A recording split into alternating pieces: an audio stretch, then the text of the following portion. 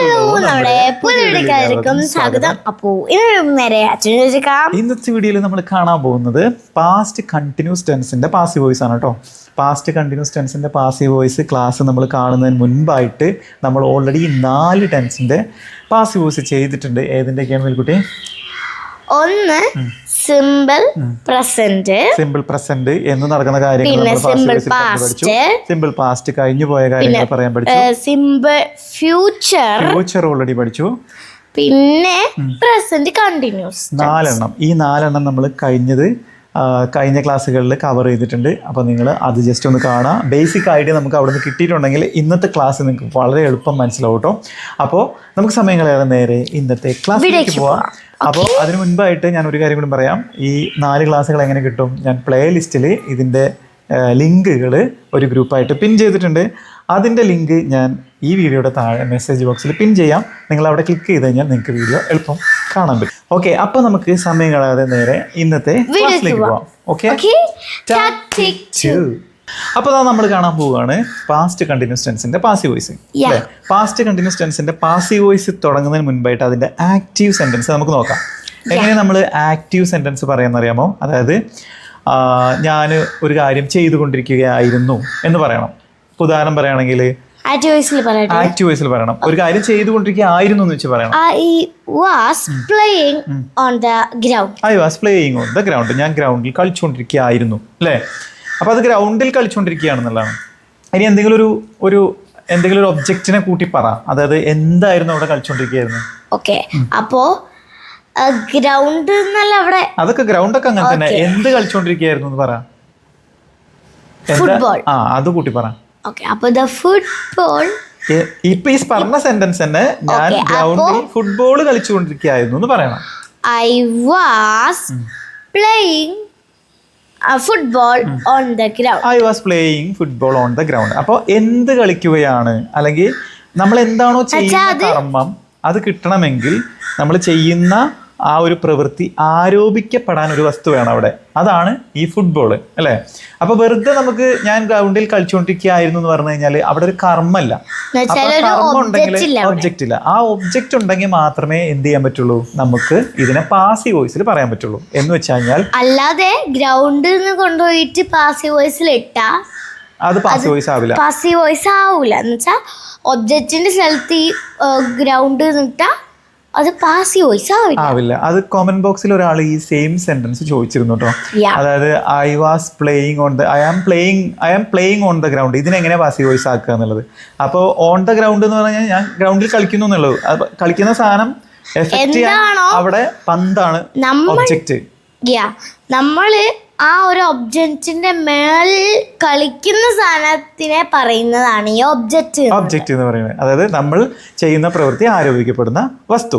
അപ്പൊ അത് പന്തിലാണ്. അപ്പൊ നമ്മൾ ഇനി പന്തിന് ഇമ്പോർട്ടൻസ് ഇല്ലാതെ നമ്മൾ I was playing on the ground എന്ന് പറഞ്ഞിട്ട് അവിടെ പാസീവ് വോയിസ് ആക്കുമ്പോ ഗ്രൗണ്ടിൽ പറയാൻ അങ്ങനെ പറ്റൂല. അങ്ങനെ പറയാം, സെന്റൻസ് ഉണ്ടാക്കാം, പക്ഷെ അതിനൊരു ഒരു അർത്ഥം ഉണ്ടാവില്ല. എന്നുവെച്ചാൽ നമ്മളിപ്പോ പാസീവ് വോയിസിൽ പറയുന്ന എല്ലാത്തിനും ഒരു അർത്ഥമുണ്ട്. മറ്റത് ഗ്രൗണ്ട് വെച്ച് പറയുമ്പോൾ ഒരു അർത്ഥം ഉണ്ടാവും. അതായത് ഇത് ഒബ്ജക്റ്റുകൾക്ക് പ്രാധാന്യം കൊടുത്തുകൊണ്ട് പറയുന്ന സെന്റൻസുകൾക്കാണ് നമ്മൾ പാസീവ് വോയിസ് പറയാന്ന് ഓൾറെഡി പറഞ്ഞു അല്ലേ? അപ്പൊ ഇവിടെ പന്ത് ഞാനാൽ കളിക്കപ്പെട്ടുകൊണ്ടിരിക്കുകയായിരുന്നു എന്ന് വെച്ച് കഴിഞ്ഞാൽ പന്ത് കളിക്കുകയായിരുന്നു. അത് ഞാൻ എന്നുള്ള സബ്ജക്റ്റിനെ ചേർത്ത് നമ്മൾ പറയുന്നില്ല എന്ന് വിചാരിക്കുകയാണെങ്കിൽ പന്ത് കളിക്കുകയായിരുന്നു എന്ന് മാത്രമാണ് നമ്മൾ പറയാം. അപ്പം എങ്ങനെ പറയാം? പന്ത് ഞാനാൽ കളിക്കപ്പെട്ടുകൊണ്ടിരിക്കുകയായിരുന്നു എന്നാണ് കറക്റ്റ് മലയാളം വരിക. അപ്പം എങ്ങനെ പറയാം? കളിക്കപ്പെട്ടുകൊണ്ടിരിക്കുകയായിരുന്നു. The ball was being played on the ground. അപ്പൊ നമ്മൾ കഴിഞ്ഞ ക്ലാസ്സിൽ പഠിച്ച സെയിം സാധനം തന്നെയാണ്. സെയിം സാധനം ഇവിടെ കിട്ടുന്നേ ഉള്ളൂ. എന്നുവെച്ചാൽ അവിടുത്തെ ബീയിങ്ങിനെ മാറ്റിയിട്ടൊന്നുമില്ല. അവിടുത്തെ ബീയിങ്ങിന്റെ പകുതി ഇവിടേക്ക് പോകും. അവിടെ നമ്മൾ ആം ഈസ് ആറായിരുന്നു. ഞാൻ പന്ത് കളിക്കുകയാണ് എന്നുള്ള സെന്റൻസുകളാണ് നമ്മൾ അവിടെ പാസീവ് വോയിസ് ആക്കിയത്. അപ്പോൾ the ball is being played by me എന്നൊക്കെയാണ് നമ്മൾ സിമ്പിൾ പ്രസന്റ് കണ്ടിന്യൂസ് ടെൻസിന്റെ പാസീവ് വോയിസ് പറയാം. ഇവിടെ ആകുമ്പോൾ എന്താണ്? വാസ് വെയർ എന്നുള്ള ആ ഓക്സിലറി അവിടെ ഓൾറെഡി ഉണ്ട്. അപ്പം നമ്മൾ ബാക്കി ചേഞ്ചസ് ഒന്നും വരുത്തണ്ട. വാസും വേറും കഴിഞ്ഞിട്ട് എന്ത് ചെയ്താൽ മതി? ഒരു ബീയിങ് അഡീഷണൽ ഇട്ട് കൊടുത്താൽ മതി. വളരെ സിമ്പിൾ അല്ലേ? ഇനി ഇതിന്റെ സ്ട്രക്ചർ പറയുകയാണെങ്കിൽ ഇതാണ് object plus plus was were. ഒരു ഒബ്ജക്റ്റ് പ്ലസ് വാസ് വേർ. ഒരു ബീന്റെ ഫോം പറയാം. അതിന്റെ മുന്നേ വാസ് വേർ ഓൾറെഡി അവിടെ was were already was were അവിടെ ഉണ്ട്. അതിനെ കളയാൻ പറ്റില്ലല്ലോ. വാസ് വേർ പ്ലസ് ബിയുടെ ഫോം, ബിയുടെ ഫോം അതാണ് being. Being plus V3 plus by ഇട്ടിട്ട് ആരെങ്കിലും സബ്ജക്റ്റ് പറയാം. സബ്ജക്റ്റ് പറയുമ്പോൾ വളരെ ശ്രദ്ധിക്കണം. സബ്ജക്റ്റുകൾ നമ്മൾ അതേപോലെ എടുത്ത് ഇടാൻ പറ്റില്ല. സബ്ജക്റ്റുകൾക്ക് പകരം അതിന് പകരമായിട്ട് ഉപയോഗിക്കുന്ന പ്രോനൗൺസ് ആണ് ഉപയോഗിക്കുക. എന്ന് വെച്ചാൽ അതിന്റെ മറ്റൊരു പേര്, നാമത്തിന് പകരം ഉപയോഗിക്കുന്ന പ്രോനൗൺസ് ഉണ്ട്. അപ്പൊ ഇതിനെന്താ പറയാ? ഐക്ക് പകരം മീ എന്ന് പറയും. അതേപോലെ തന്നെ യുന് പകരം യു തന്നെ പറയും. പിന്നെ ഉള്ളത് വിന് പകരം ഞങ്ങൾക്ക് അസ് പറയും. കാരണം അതിന് തതുല്യമായിട്ടുള്ള പേരാണ് ഈ അസ് എന്ന് പറയുന്നത്. ഞങ്ങളാൽ കളിക്കപ്പെടുന്നു എന്നാ പറയാ. അവിടെ ബൈ വേണം, എന്തായാലും ബൈ മാറ്റാൻ പറ്റില്ല. പിന്നെ ഷീക്ക് പകരം ഹെർ എന്ന് പറയും. ഹീന് പറയാം ഹിം വരും. കഴിഞ്ഞ ക്ലാസ്സിൽ ഇതൊക്കെ കഴിഞ്ഞ ക്ലാസ്സിൽ നമ്മൾ ഡിസ്കസ് ചെയ്താണ്ടോ. പുതിയത് കാണുന്ന ആളുകൾക്കാണ് ഞാനിത് പറഞ്ഞത്. അപ്പൊ ഇതാണ് ഇതിന്റെ സ്ട്രക്ചർ. ഓൾറെഡി പറഞ്ഞു കഴിഞ്ഞു. ഇനി നമുക്ക് 1-2 എക്സാമ്പിൾസ് പറയുമ്പോൾ പെട്ടെന്ന് മനസ്സിലാവും. ഓക്കെ, അതായത് ഒബ്ജക്റ്റിന് പ്രാധാന്യം കൊടുത്തുകൊണ്ടാണ് നമ്മൾ ഈ സെന്റൻസ് പറയാന്നുള്ളത് പറഞ്ഞു. അപ്പോൾ നമുക്കൊരു ഒബ്ജക്റ്റിന് എടുക്കാം. ഏറ്റവും നല്ല ഒബ്ജക്റ്റ് തന്നെ എന്ത്? ഡ്രാഗൺ പേടകം അല്ലെ, ഡ്രാഗൺ ഫ്രീഡം എന്ന് വെച്ച് കഴിഞ്ഞാൽ നമ്മുടെ സുനിത വില്യംസും ബുച്ച് വിൽമോറും സ്പേസിൽ നിന്ന് ഭൂമിയിലേക്ക് തിരിച്ചു. 4 പേരുണ്ടായിരുന്നു. അതിനകത്ത് 4 പേരുണ്ടായിരുന്നു. അപ്പോൾ ഈ 4 പേരും തിരിച്ചു വരുന്ന ആ ഒരു വീഡിയോ കാണാനൊക്കെ എന്ത് മനോഹരമായിരുന്നു അല്ലെ. ഹോളിവുഡ് സ്റ്റൈലായിരുന്നു അവരത് മേക്ക് ചെയ്തത്. സിനിമ കാണുന്ന തിയേറ്ററിൽ കാണുന്ന പോലെ നല്ല ഭംഗിയുണ്ടായിരുന്നു കേട്ടോ. നമ്മുടെ ശാസ്ത്രം എത്ര കണ്ട് വികസിച്ചു എന്നുള്ളതിൻ്റെയൊക്കെ ഉത്തമ ഉദാഹരണം ആണ് അതൊക്കെ.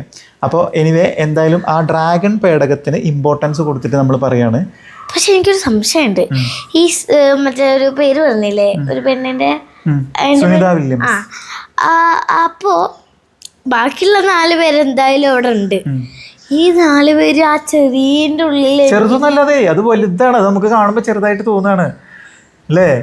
അതിനകത്ത് 4 പേർക്ക് ഇങ്ങനെ സുഖമായിട്ട് ഇരിക്കാൻ പറ്റുന്ന അത്യാവശ്യം നല്ല വലിയ ഒരു. പക്ഷെ അച്ഛൻ പറഞ്ഞ എന്താ അറിയോ, ഇത് വലുതന്നെയാണ് അതൊക്കെ പറഞ്ഞു. ഞാൻ പക്ഷെ അച്ഛനോട് ചോദിച്ചു ഈ ടി വി കണ്ടപ്പോ ഇവരിങ്ങനെയൊക്കെ ഇട്ടിക്കാണ് അവിടെ നിന്ന് എന്തായാലും. അതൊക്കെ ഞാൻ പറഞ്ഞുതരാം എന്തിനാ അവരങ്ങനെ ഇട്ടിരിക്കുന്നത്. അവരിങ്ങനെ ചെയറിൽ അനങ്ങാതെ ഇരുന്നിട്ടാണ് വന്നത്. ഇതൊക്കെ ഞാൻ പറഞ്ഞുതരാം കേട്ടോ. അത് ക്ലാസ് പറഞ്ഞു കഴിഞ്ഞാൽ സമയം പോകും. ഓക്കെ. അപ്പോൾ ഇന്നലെ നമ്മൾ ഈ ഡ്രാഗൺ ഫ്രീഡം എന്ന് പറയുന്ന വെഹിക്കിളിൽ അവർ വന്നുകൊണ്ടിരിക്കുന്നത് കണ്ടു അല്ലേ. അപ്പോൾ അത് ആക്റ്റീവ് വോയിസിൽ പറയണം. എങ്ങനെ പറയാ? അവര് ഡ്രാഗൺ ഫ്രീഡം എന്ന് പറയുന്ന വെഹിക്കിളിന്റെ ഉള്ളിൽ വന്നുകൊണ്ടിരിക്കുകയായിരുന്നു. അപ്പോ they're coming in the dragon freedom. They were coming by dragon freedom അല്ലേ. അവർ ഡ്രാഗൺ ഫ്രീഡം എന്ന് പറയുന്ന വാഹനത്താൽ കമ്മിങ് ചെയ്തുകൊണ്ടിരിക്കുകയായിരുന്നു അല്ലേ. ഇനി നമുക്ക് പറയണം ഈ ഡ്രാഗൺ ഫ്രീഡം എന്ന് പറയുന്ന ആ വെഹിക്കിൾ ഉണ്ടല്ലോ, അതായിരുന്നു ഇന്നലെ ഹൈലൈറ്റ്. ആ ഒരു വാഹനം നമ്മൾ ഒറ്റ നോക്കിക്കൊണ്ടിരിക്കുകയായിരുന്നു. അപ്പം ആ വാഹനം അതെ, അപ്പൊ അവരാൽ ആ വാഹനം വന്നുകൊണ്ടിരിക്കപ്പെടുകയായിരുന്നു എന്നാണ് പറയേണ്ടത്. അപ്പൊ എങ്ങനെ പറയാം? ഓക്കെ, അപ്പോ ഡ്രാഗൺ ഫ്രീഡം വാസിടും. കാരണം ഡ്രാഗൺ ഫ്രീഡം എന്ന് പറയുന്നത് ഒന്നാണ് importance. The dragon freedom was being come by them പറഞ്ഞോ. they for them എന്നല്ല പറയാ. ദേക്ക് പകരം നമ്മൾ ദം ഇടും. അപ്പോൾ the dragon freedom was being come ഇടാൻ കാര്യം എന്താ പറയാ? came കേട്ടോ. അതുകൊണ്ടാണ് നമ്മൾ V3 അവിടെ കം തന്നെ ഇട്ടത്. The dragon freedom was being come by them. അവരാൽ വന്നുകൊണ്ടിരിക്കപ്പെടുകയായിരുന്നു എന്നാണ് അതിനർത്ഥം. എന്നിട്ട് എന്ത് ചെയ്തു? ഇത് വെള്ളത്തിൽ വന്നിട്ട് പതിച്ചു അല്ലേ. വെള്ളത്തിൽ വന്ന് പതിച്ചതിന് ശേഷം അവര് അത് കപ്പലിലേക്ക് എടുത്തിട്ടാണ് പിന്നീട് അവിടെ നിന്ന് പോയത് അല്ലേ. നല്ല അടിപൊളിയായിട്ടുള്ള ഒരു സീനറി ആയിരുന്നു. ഞാനൊക്കെ ഇതിപ്പോ ടി വി ആണെന്നുണ്ടെങ്കിൽ നമ്മളിങ്ങനെ നോക്കിയിരിക്കുകയായിരുന്നു. നല്ല കാരണം മറ്റേ അടിപൊളി. സിനിമ അങ്ങനെ 3D നിങ്ങൾ അത് വാച്ച് ചെയ്ത സമയത്ത് നിങ്ങൾക്ക് മനസ്സിലാവും അവർ പറഞ്ഞ കംപ്ലീറ്റ് കാര്യങ്ങളും പാസീവ് വോയിസിലായിരുന്നു. The dragon freedom was landed ഇങ്ങനെയൊക്കെ പറയുന്നത്. വെച്ചാൽ അത് ലാൻഡ് ചെയ്യപ്പെട്ടു. നമ്മൾ പഠിച്ച പാസീവ് വോയിസ് ആണ് പറയുന്നത്. ദ ഡ്രാഗൺ ഫ്രീഡം വാസ് കണ്ടവർക്ക് അറിയാൻ പറ്റുട്ടോ. ആ അതായത് ഓരോ സെന്റൻസും അവർ പറയുന്നത് പാസീവ് വോയിസിലാണ്. അതിനെ കരക്കടുപ്പിക്കുന്നു. ആ സംഭവം നമ്മുടെ ആ ഡ്രാഗൺ ഫ്രീഡം എന്ന് പറയുന്ന ആ ഒരു വെഹിക്കിളിനാണ് അവിടെ ഇമ്പോർട്ടൻസ് കൊടുക്കുക. അതിന്റെ ഉള്ളിൽ കയറിയിട്ട് ന്യൂസ് ഒക്കെ കേൾക്കുമ്പോൾ നിങ്ങൾക്ക് മനസ്സിലാവും പാസീവ് വോയിസിലാണ് ന്യൂസ് ഒക്കെ മിക്കവാറും വായിക്കുക. കാരണം ഏതെങ്കിലും ഒരു ഒബ്ജക്റ്റിനെ കേന്ദ്രീകരിച്ചിട്ടോ അല്ലെങ്കിൽ ഒരു സ്റ്റോറിയോ അല്ലെങ്കിൽ ഒരു ഇൻസിഡൻറ്റോ ഇതൊക്കെ ആയിരിക്കും പറയുന്നുണ്ടാവുക. അതൊക്കെ നമ്മൾ പാസീവ് വോയിസിലാണ് പറയുക. അപ്പോൾ നമുക്ക് കേൾക്കുമ്പോൾ മനസ്സിലാവില്ല ഇവർ എന്താ പറയുന്നതെന്ന്. അപ്പൊ നിങ്ങൾ ശ്രദ്ധിച്ചു നോക്കുക, ഈ സ്ട്രക്ചറിലായിരിക്കും എല്ലാം വരിക കേട്ടോ. ഇനി നമുക്ക് അടുത്ത ഉദാഹരണം നോക്കാം. ഞാൻ ഇന്നലെ അതിലൂടെ പോയിക്കൊണ്ടിരിക്കുകയായിരുന്നു. അപ്പോൾ ഉണ്ട് അവിടെ കുറച്ച് ആൾക്കാർ റോഡ് പണി ചെയ്തുകൊണ്ടിരിക്കുകയാണേ. അപ്പോൾ എനിക്ക് പറയണം അവർ റോഡ് പണി ചെയ്തുകൊണ്ടിരിക്കുകയായിരുന്നു എന്ന് എനിക്ക് പറയാം. അതല്ലെങ്കിൽ റോഡ് റിപ്പയർ ചെയ്യപ്പെട്ടുകൊണ്ടിരിക്കുകയായിരുന്നു അവരാൽ എന്ന് പറഞ്ഞൂടെ. അപ്പോൾ റോഡിനാണ് ഇമ്പോർട്ടൻസ് കൊടുക്കുക അല്ലേ. അത്രയൊന്നും ഞാൻ പറയില്ല. ഞാൻ പറയും അവിടെ റോഡ് പണി നടക്കുകയായിരുന്നു. ഇങ്ങനെയാണ് മലയാളം പറയാം. അവിടെ റോഡ് പണി നടക്കുകയാണ് ആയിരുന്നു എന്ന് പറയും. ആക്ച്വലി അവിടെ സംഭവം കൃത്യമായിട്ട് പറയേണ്ടത് അവരാൽ റോഡ് റിപ്പയർ ചെയ്യപ്പെട്ടുകൊണ്ടിരിക്കുകയായിരുന്നു. എങ്ങനെ പറയും? അപ്പോൾ the road was being repaired by them. അവിടെ റോഡ് പണി നടക്കുകയായിരുന്നു. ഇന്നലെ കഴിഞ്ഞു പോയ സംഭവം അല്ലേ. അപ്പോൾ അവിടെ റോഡ് പണി നടക്കുകയായിരുന്നു നമ്മൾ പറയുകയാണെങ്കിൽ ഈ ഒരു ടെൻസിലാണ് നമ്മൾ പറയേണ്ടത്. ഇനി നമുക്ക് പെട്ടെന്ന് 3-4 സെൻറ്റൻസ് നോക്കാം കേട്ടോ. കാറ് റിപ്പയർ ചെയ്യപ്പെട്ടുകൊണ്ടിരിക്കുകയായിരുന്നു. അപ്പോൾ the car was being repaired by someone. വേണമെങ്കിൽ പറയാം, വേണ്ടെങ്കിൽ പറയണ്ട. ഈ കാറ് ഓടിക്കപ്പെട്ടുകൊണ്ടിരിക്കുകയായിരുന്നു. The car was being driven by someone. Okay. ഇനിയോ ജനല് ക്ലീൻ ചെയ്യപ്പെട്ടുകൊണ്ടിരിക്കുകയായിരുന്നു. The windows were cleaned. അവിടെ ആലോചിക്കാനും സമയമില്ല. ക്ലീൻഡ് പെട്ടെന്ന് നമ്മുടെ മൈൻഡിലേക്ക് വരണം. അപ്പോൾ the windows were being cleaned. അത്രേ ഉള്ളൂ. ഇനിയോ ഭക്ഷണം പാകം ചെയ്യപ്പെട്ടുകൊണ്ടിരിക്കുകയായിരുന്നു. ഇതൊന്നും ആരാ ചെയ്യണമെന്ന് നമുക്കറിയില്ല. അതുകൊണ്ടാണ് നമ്മൾ ഈ വസ്തുവിന് ഇമ്പോർട്ടൻസ് കൊടുത്ത് പറയുന്നത്. ഭക്ഷണം പാകം ചെയ്യപ്പെട്ടുകൊണ്ടിരിക്കുകയായിരുന്നു. the food was being made. the food was being made എന്ന് പറയാം. അല്ലെങ്കിൽ the food was being cooked എന്ന് പറയാം. baked പറയില്ല. അത് കേക്ക് ഉണ്ടാക്കുമ്പോഴേ നമ്മൾ baked പറയുള്ളൂ. മറ്റേത് cooked അല്ലേ. ഇനിയോ പെയിന്റ്, വീടിന് പെയിന്റ് അടിക്കപ്പെട്ടുകൊണ്ടിരിക്കുകയായിരുന്നു. കുറെ ആൾക്കാർ വന്ന് പെയിന്റ് അടിക്കുന്നുണ്ടെന്ന് വിചാരിക്കാം. അവിടെ പെയിന്റ് അടിക്കുകയായിരുന്നു നമ്മൾ പറയില്ലേ. പെയിന്റ് അടിക്കുകയായിരുന്നു എന്ന് നമ്മൾ പറയാം. ആക്ച്വലി അവിടെ എന്താ സംഭവിക്കുന്നത്? പെയിന്റ് അടിക്കപ്പെട്ടുകൊണ്ടിരിക്കുകയായിരുന്നു എന്ന് പറയും. അപ്പോ വീട് the home was being painted. അത്രേ ഉള്ളൂ. The home was being അല്ലെങ്കിൽ house was being painted. വീട് പെയിന്റ് അടിക്കപ്പെട്ടുകൊണ്ടിരിക്കുകയായിരുന്നു. ഹൗസ് എന്ന് പറയുന്ന ഒരു സ്ട്രക്ചറിനെയാണ് നമ്മൾ പെയിന്റ് അടിക്കുന്നത്. അപ്പോൾ നമ്മൾ വീട് എന്ന് പറയുന്നത് ഹൗസ് പറയണം. ഇനി അതൊരു ഫീലിംഗ് ആണെന്ന് വിചാരിക്കുക. ദിസ് ഈസ് മൈ ഹോം എന്ന് പറയുമ്പോൾ അതിൻ്റെ ഒരു ഫീലിംഗ് ആണ്. അതാണ് ഹോം എന്ന് പറയുന്നത് കേട്ടോ. ഹൗസും ഹോമും തമ്മിലുള്ള വ്യത്യാസം നമ്മൾ മുന്നേ പറഞ്ഞിട്ടുണ്ട്. ഹൗസ് എന്ന് പറയുന്ന ഒരു ബിൽഡിംഗ്, ഒരു സ്ട്രക്ചർ, ഒരു കോൺക്രീറ്റ് സ്ട്രക്ചറാണ് നമ്മൾ ഹൗസ് എന്ന് പറയുന്നത്. ഇനി അതിൻ്റെ ഉള്ളിൽ നമ്മൾ താമസിക്കാൻ തുടങ്ങുമ്പോൾ അത് നമ്മളുടെ ഒരു വീടാണ്. നമ്മളുടെ ഒരു സോളും കൂടി അതിനകത്ത് മിക്സ് ചെയ്ത് നമുക്കൊരു ആത്മീയതയും കൂടി വരുന്നുണ്ട് അല്ലേ. നമുക്കൊരു എന്താ പറയാ, നമ്മുടെ ആണെന്നുള്ളൊരു തോന്നലും കൂടി വന്നിട്ടുള്ള സംഭവമാണ് വീട്. അത് നമ്മുടെ നമുക്ക് എന്തിനാ അറിയോ വീട്? ഈ നമ്മളെ ശത്രുക്കളിൽ നിന്ന് രക്ഷപ്പെടാനും മഴയും വെയിലൊന്നും നമ്മുടെ അടുത്തേക്ക് വരാതിരിക്കാനും ഒക്കെയാണ് വീട് അല്ലേ. ഓക്കെ. അപ്പൊ നമ്മൾ എന്ത് ചെയ്തു? ഇപ്പോ പാസ്റ്റ് കണ്ടിന്യൂസ് ടെൻസിന്റെ പാസ്റ്റ് വോയിസ് കണ്ടു അല്ലേ. ഇനി ഈ സെന്റൻസുകളെ നെഗറ്റീവ് ആക്കാൻ എന്താ ചെയ്യാ? വാസിന്റെ അല്ലെങ്കിൽ വേറിന്റെയോ കൂടെ നമ്മൾ നോട്ട് ഇട്ട് കഴിഞ്ഞാൽ സെന്റൻസ് നെഗറ്റീവ് ആവും. ചോദ്യമാക്കണമെങ്കിൽ നമ്മുടെ വാസിനെടുത്ത് വാസിനെ നമ്മൾ ഓബ്ജക്റ്റിന്റെ ഫ്രണ്ടിലേക്ക് കൊണ്ടുവന്നിട്ട് പറയാം അല്ലേ. അപ്പോ ഇത് കണ്ടല്ലോ. അങ്ങനെയാണെങ്കിൽ വാസ് എന്ന് പറയാ, ഒബ്ജക്റ്റ് പറയാ, was plus object plus being plus B3 plus by വെച്ചിട്ട് കണ്ടിട്ടുണ്ട്, ആരാണോ ചെയ്യുന്നത് കണ്ടിട്ടുണ്ടെങ്കിൽ സബ്ജക്റ്റ് പറയാം. ഓക്കെ, ഇനി എൻ്റെ ഒരു സംശയം ഞാൻ ചോദിക്കട്ടെ. നമ്മൾ പ്രസൻറ്റ് കണ്ടിന്യൂസ് ടെൻസിൽ അവിടെ ഓൾറെഡി ആം ഈസ് ആറുണ്ട്. ഇതിൻ്റെ കൂടെ നമ്മൾ എന്താ ചേർത്തത്? പാസീവ് ആക്കിയപ്പോൾ ബിയുടെ ഒരു ഫോം ചേർക്കണം. ഏത് ഫോമാണ് ചേർത്തത്? ബീയിങ് ചേർത്തു. ഇപ്പൊ നമ്മൾ പഠിക്കുന്നത് പാസ്റ്റ് കണ്ടിന്യൂസ് ടെൻസ് ആണ്. ഇവിടെ നമ്മൾ വാസ് വേറെ ഓൾറെഡി ഉണ്ട്, അതിന്റെ കൂടെ നമ്മൾ ബിയുടെ ഒരു ഫോം ചേർത്ത്. ഏറെ ചേർത്തത്? അങ്ങനെയാണെങ്കിൽ നമ്മൾ ഇനി ഒരു സംശയവും വേണ്ട, ഫ്യൂച്ചർ കണ്ടിന്യൂസ് ടെൻസിലും അവിടെ ബീയിങ് ഇടണം. അതായത് കണ്ടിന്യൂസ് ടെൻസിൽ 3 എണ്ണത്തിലും ബീയിങ് മാത്രമായിരിക്കും വരിക. അതായത് ആം ഈസ് ആറിന്റെ കൂടെ നമ്മൾ ബീയിങ് ഇടുന്നു, വാസ് വേറിന്റെ കൂടെ നമ്മൾ ബീയിങ് ഇടുന്നു. അങ്ങനെയാണെങ്കിൽ അടുത്ത ഫ്യൂച്ചർ കണ്ടിന്യൂസ് ടെൻസിൽ അവിടെ ഓൾറെഡി ഉണ്ടാവുന്ന ഓക്സിലറി ഏതായിരിക്കും? ഫ്യൂച്ചർ കണ്ടിന്യൂസ് ടെൻസ് എന്ന് വെച്ച് കഴിഞ്ഞാൽ ഞാനൊരു കാര്യം ചെയ്തുകൊണ്ടിരിക്കുകയായിരിക്കും എന്ന് പറയുമ്പോൾ ആയിരിക്കും, ആകും. വിൽ ബി ആണ് അവിടെ ഓക്സിലറി ഉണ്ടാവുക. ഒരു ബീയിങ് കൂടെ ഇടണം. ബിയുടെ കൂടെ ING അല്ലേ ഇടേണ്ടത്? വിൽ ബി ബീയിങ് ഇടണം. മനസ്സിലായോ? സെന്റൻസ് എങ്ങനെ വരിക? നേരത്തെ നമ്മൾ ഫുട്ബോൾ കളിക്കുന്ന കേസ് പറഞ്ഞില്ലേ, അത് നമ്മൾ പറയുമ്പോൾ എങ്ങനെ? നാളെ ഞാൻ ഫുട്ബോള് ഗ്രൗണ്ടിൽ ഈ സമയത്ത് കളിച്ചുകൊണ്ടിരിക്കുകയാകും എന്ന് പറഞ്ഞൂടെ? ഇപ്പം എങ്ങനെ പറയാം? I will be playing football on the ground tomorrow. ഇതിനെ നമ്മൾ ഇനി എന്ത് ചെയ്യണം? പാസീവ് വോയിസിൽ പറയണം. അപ്പൊ അതെങ്ങനെ പറയാ? The football will be being played on the in the ground by me.